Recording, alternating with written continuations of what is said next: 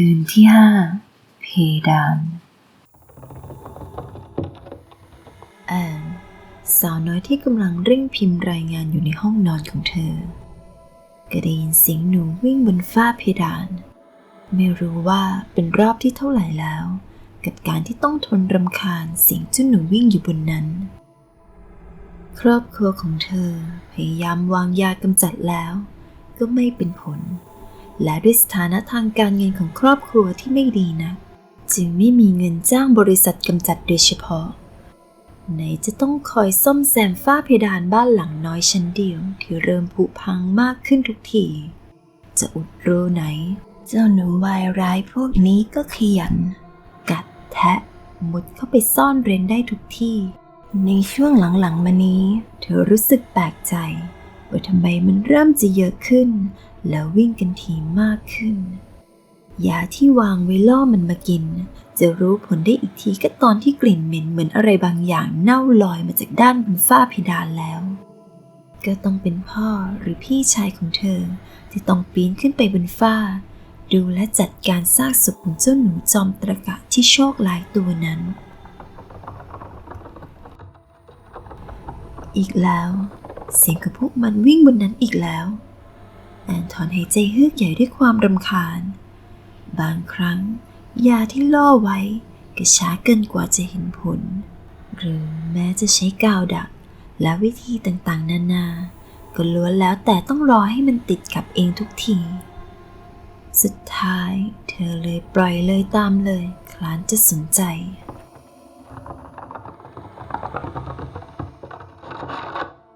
ครั้งนี้เสียงของมันดังกว่าเดิมจนสุดท้ายความอดทนอันแสนสั้นของแอนจึงหมดลง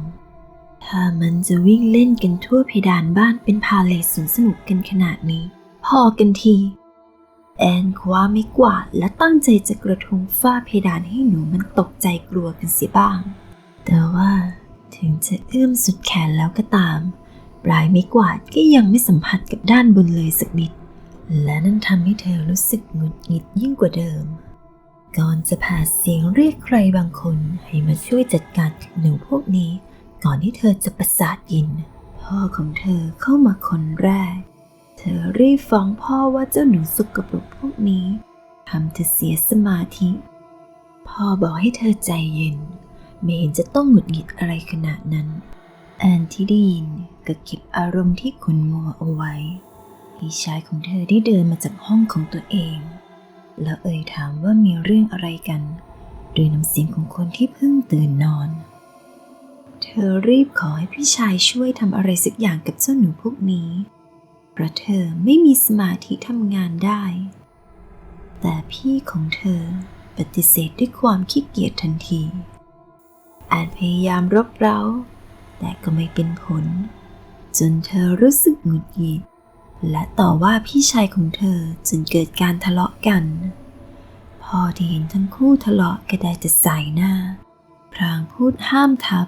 ก่อนจะออกคำสั่งให้พี่ชายของเธอไปเอาไฟฉายมาเดี๋ยวเขาจะขึ้นไปดูเองเมื่อพี่ชายหยิบไฟฉายกลับมาก็บอกพ่อด้วยท่าทีเบื่อหน่ายว่าเดี๋ยวเขาจะขึ้นไปแทนสุดท้ายพี่ชายก็ยอมปีนขึ้นไปดูให้เขาเหยียบเก้าอี้ที่อยู่ใกล้ปีนขึ้นไปเปิดฝ้าเพดานแล้วใช้ไฟฉายส่องตรงนั้นสักพักก่อนจะหันมาทางแอนที่อยู่ด้านล่างแล้วบอกว่าเห็นครอบครัวหนูมาทำรังแล้วพวกมันออกลูกออกหลานกันสุขสบายก่อนจะปีนลงจากเก้าอี้แล้วบอกว่าพรุ่งนี้เขาจะซื้อกาวดักหนูมาจัดการให้วันนี้ให้เธอทนไปก่อนสุดท้ายแอนก็ต้องยอมอดทนต่อไปอีกสักวันแล้วรอให้พี่ชายช่วยจัดการกับปัญหานี้สายตายังคงจ้องมองไปยังฝ้าเพดานด้วยความเซ็งวันถัดมาหลังจากเหน็ดเหนื่อยจากการเรียนและกิจกรรมที่โรงเรียนทั้งวันแอนก็ได้เข้าห้องนอนพร้อมเปิดโน้ตบุ๊กเล่นอยู่ที่ประจำของเธอดูเหมือนว่าวันนี้พี่อัดจะทำตามสัญญาที่ให้ไว้เมื่อวานเพราะเธอรู้สึกว่าบ้านสงบสุขเหลือเกินไร้เสียงวิ่งกุกกักตามฝ้าเพดาน และนั่นทำให้เธอรู้สึกมีความสุขสุดๆไปเลยแบบนี้ต้องเดินไปขอบคุณพี่ชายสักหน่อยที่อย่างน้อยก็ยอมทำตามที่เธอขอเมื่อเดินไปถึงหน้าห้องของพี่ชายเธอก็เคาะประตูแล้วเรียกเขาเสียงของเขาตอบกลับมาจากด้านในคงกำลังทำอะไรสักอย่างอยู่ถึงไม่ได้เดินมาเปิดประตูให้เพราะพี่อัดทำอาชีพอิสระรับงานเยอะบ้างน้อยบ้างเอาแน่เอานอนไม่ได้ทำให้บางครั้งถ้าเขารับงานเยอะก็แทบไม่มีเวลาจะออกมาจากห้องนอนเลยด้วยซ้ำเมื่อไรที่เขาตอบมาหุ้นๆแบบนี้นั่นแปลว่าเขากำลังยุ่งมากๆจนไม่สามารถละมือจากงานที่ทำได้แอนตะโกนขอบคุณพี่ชายไปซึ่งเขาก็ตอบรับคำมาหุ้นๆเช่นเคยดูท่าทางคงจะยุ่งจริงเธอเลยคิดว่าไม่กวนเขาแล้วดีกว่าแค่ช่วยขึ้นไปจัดการกับหนูก็วุ่นวายมากพอแล้วแอนเดินลงมาด้วยความสุขกายสบายใจคิดไว้ว่าจะนั่งดูซีรีส์สักตอน2 ตอนแล้วค่อยอาบน้ำนอนดีกว่าแต่ความสุขของเธอก็อยู่ได้ไม่นานนักเพราะในวันนั้นเองพายุฝนเกิดตกลงมาอย่างหนักก็นั่นแหละฤดูมรสุมไม่ว่ายังไงก็เลี่ยงไม่ได้กับสายฝนที่ตกได้ทุกวี่ทุกวันหากคิดในแง่ดีอย่างน้อยมันก็ตกลงหลังจากที่เธอกลับมาถึงบ้านแล้วแต่ที่แย่ก็คือฝ้าเพดานบ้านของเธอมันไม่สามารถต้านทานสายฝนที่กระหน่ำลงมาได้น้ำฝนหยดแล้วหยดเล่าหยุดลงมาตามรอยรั่วจนพวกเราต้องหากะละมังมาช่วยกันรองน้ำบางจุดก็ใช้ผ้าซับน้ำรวมไปถึงห้องนอนของแอนด้วยแอนบ่นกับพ่อแม่เรื่องหาเงินมาซ่อมบ้านหลังจากจัดการเรื่องปัญหาน้ำรั่วได้แล้วพ่อกับแม่เองก็ได้แต่ถอนหายใจเพราะท่านเองก็อายุมากแล้วเป็นเพียงมนุษย์เงินเดือนรายได้น้อยค่าครองชีพก็สูงเอาขึ้นทุกวันมีกินมีใช้แบบเดือนชนเดือนเท่านั้นจะหวังพี่อัดก็เอาแน่เอานอนไม่ได้อีกคุณแม่เอ่ยว่าก็ต้องรับสภาพไปก่อนถึงอย่างไรถ้าพอมีเงินเหลือบ้างก็จะเจียดมาซ่อมอย่างแน่นอนไม่มีใครนิ่งนอนใจหรอกทุกคนก็พยายามแล้วทั้งนั้นให้แอนเลิกบ่นสักทีทำให้ทุกคนในบ้านเครียดกันเปล่าๆแอนพอโดนแม่บ่นก็ทำหน้าเบ้บ่นน้อยเนื้อต่ำใจที่บ้านไม่เกิดมาร่ำรวยที่ซุกหัวนอนทำให้แห้งก็ยังยากเลยก่อนจะหันไปบอกพ่อว่าช่วยดูหนูข้างบนที่ไปอัดดักได้ไหมไม่งั้นเดี๋ยวลืมทิ้งไว้มันจะตายคาถาดและเหม็นเน่าไปทั้งบ้านพ่อรับปากว่าพรุ่งนี้จะจัดการให้แอนจึงพยักหน้ารับแล้วเหลือบมองไปที่รอยรั่วบนฝ้าเพดานในใจแอบคิดว่าหนูที่โดนพี่อัดดักไว้ป่านนี้ตัวเปียกชุ่มเพราะโดนฝนไปแล้วแน่ๆและน้ำรั่วที่หยดลงมานั้นก็คงเต็มไปด้วยสิ่งสกปรกและเชื้อโรคจากตัวหนูที่อยู่บนฝ้าแน่นอนพอคิดได้แบบนั้นจมูกของเธอก็เหมือนกับได้กลิ่นอะไรบางอย่างลอยมาปะทะจมูกเหม็นแอนคิดในใจบางทีอาจจะเพราะมัวแต่จินตนาการถึงเรื่องบ้าบอมากเกินไปจนทำให้ประสาทรับกลิ่นของเธอเพี้ยนไปเสียแล้วหรือไม่ก็คงเป็นกลิ่นน้ำฝนนั่นแหละพอผ่านแผ่นฝ้าผุๆกับสนิมเลยทำให้เกิดกลิ่นแบบนี้เมื่อผ่านไปได้4 วันแอนเริ่มแน่ใจแล้วว่าประสาทรับกลิ่นของเธอคงไม่ได้ผิดเพี้ยนไปกลิ่นเหม็นเหมือนอะไรเน่าโชยมาจากฝ้าเพดานตอนนี้กลิ่นของมันไม่ใช่แค่ส่งกลิ่นเหม็นบริเวณห้องของเธอแต่กลิ่นของมันฟุ้งกระจายไปทั่วบ้านของเธอเลยสงสัยคงจะมีหนูตายบนนั้นอีกแน่ๆแต่เมื่อวานนี้เธอเจอกับพ่อบอกกับเธอว่าเอาหนูไปทิ้งกับดักหมดแล้วแต่ทำไมถึงยังมีกลิ่นแบบนี้ได้หรือว่าพ่อเก็บไปทิ้งไม่หมดนะเธอคิดท่าทางสงสัยคงได้ทำความสะอาดบ้านกันยกใหญ่อีกแล้วแน่ๆเลยเมื่อแม่เดินเข้ามาในบ้าน แอนก็ได้เอ่ยถามแม่ว่าได้กลิ่นเหมือนกับเธอไหมแม่เดินเข้ามาใกล้ๆพยักหน้าพลางใช้มือปิดจมูกเพราะกลิ่นเน่าที่รุนแรงแม่เอ่ยเบาๆว่ากลิ่นเหมือนกับมาจากบนฟ้าซึ่งแอนก็เห็นด้วยแล้วกล่าวเสริมว่าวันนั้นพ่อคงเอาหนูที่พี่อัดดักลงมาไม่หมดแน่ๆบางตัวน่าจะเน่าเลยส่งกลิ่นเหม็นฟุ้งไปหมดแม่พยักหน้ารับสีหน้าก็ดูหงุดหงิดขึ้นมาเพราะช่วงนี้เหมือนพ่อก็ออกไปทำงานแต่เช้ากลับดึกแล้วยังจัดการปัญหาในบ้านไม่เรียบร้อยอีกแอนอยากจะปีนขึ้นไปดูแต่ก็รู้ว่าถึงแม้เธอจะใช้เก้าอี้ช่วยแล้วก็ตามแต่ก็ยังเอื้อมขึ้นไปเปิดฝ้าไม่ได้คงต้องรอให้พ่อกับพี่ชายปีนขึ้นไปดูแทนแม่เปิดพัดลมระบายอากาศซึ่งมันก็พอช่วยได้บ้างจู่ๆแอนก็ได้ยินเสียงอะไรบางอย่างหยดลงมาเลยแงนขึ้นไปมองแล้วก็พบว่าด้านบนมีรอยสีคล้ำปรากฏอยู่และมีน้ำหยดลงมาจากจุดนั้นท่าทางคงมีน้ำขังเป็นเวลานานจนฝ้าเพดานที่ผุและแผ่นยิปซัมเองก็เปลี่ยนเป็นสีดำขนาดนั้นน้ำหยดลงมาอีกครั้งซึ่งครั้งนี้มันหยดลงบนหน้าของแอนที่กำลังแงนมองด้านบนอยู่เธอใช้มือเช็ดมันออก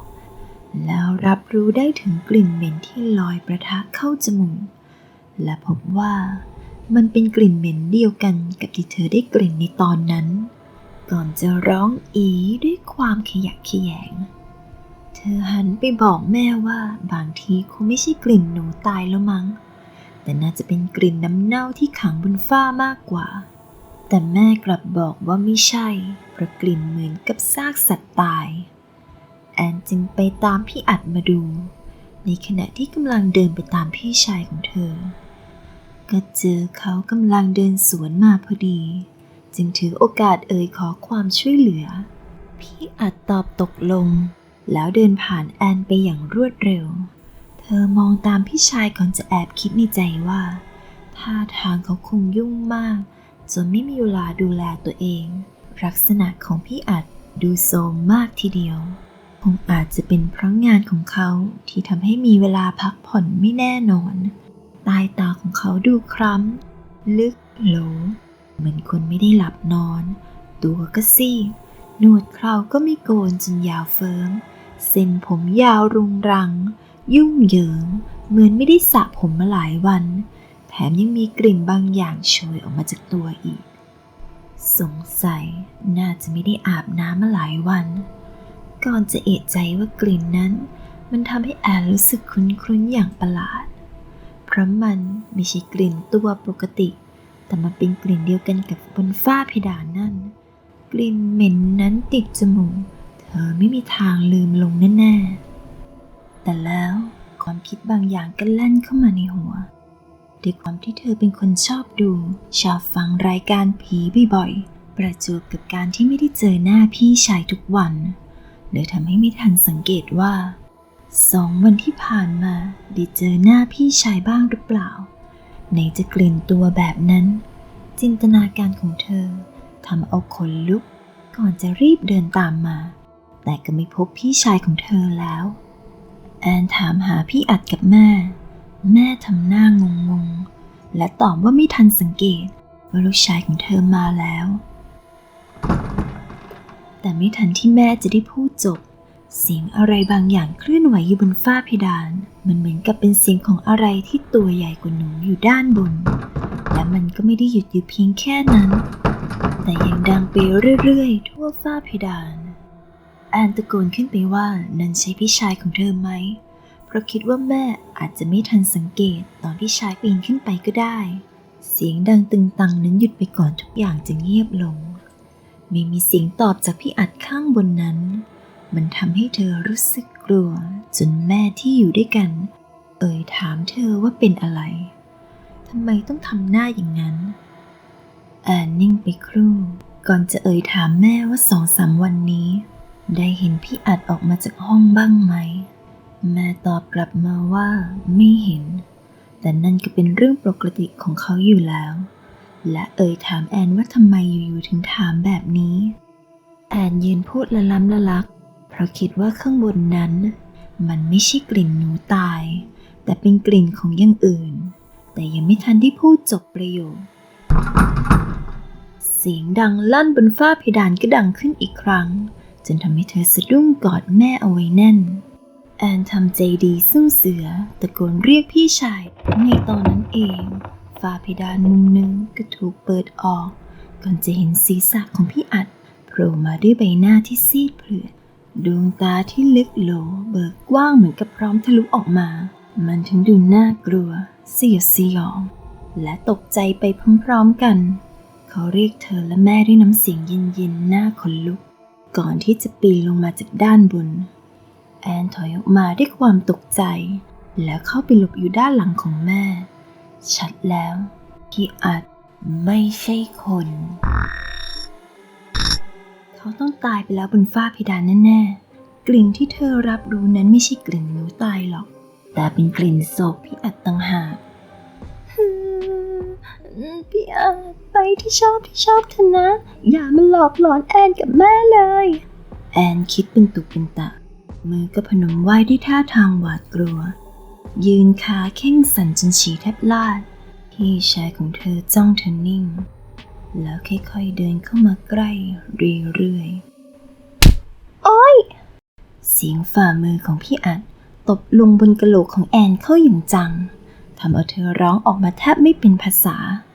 ยังมีหน้ามาล้อเล่นอีกนะฉันไม่ตายเว้ยแต่เฮ้ย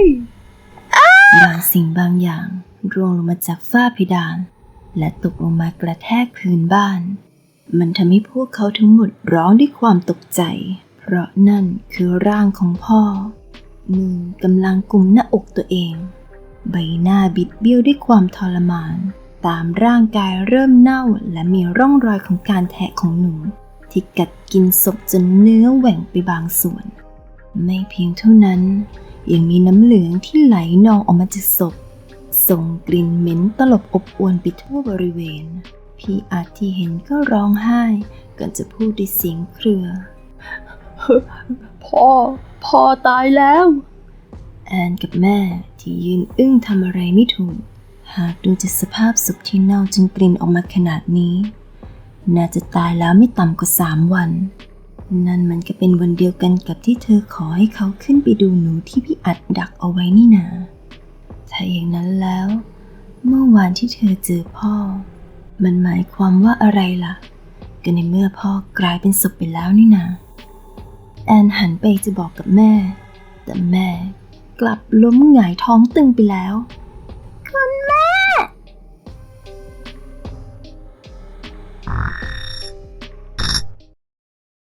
ฝากกดไลค์กดแชร์เพื่อเป็นกำลังใจให้ด้วยนะคะแล้วกด Subscribe กดกระดิ่งเพื่อแจ้งเตือนคลิปใหม่ๆสำหรับวันนี้ขอให้โชคดีคืนนี้ผีหลอกสวัสดีค่ะ